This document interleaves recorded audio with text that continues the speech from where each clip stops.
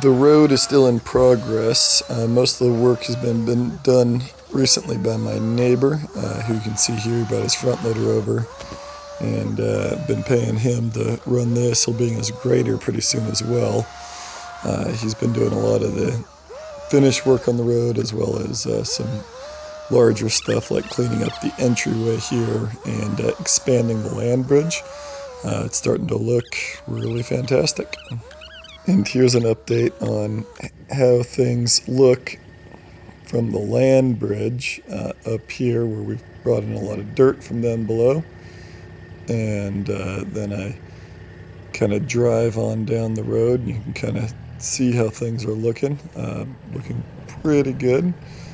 Still some work to be done in terms of moving dirt here and there and covering rocks, and eventually I'm going to need to start hauling a ton of rock as well, so that will be coming soon.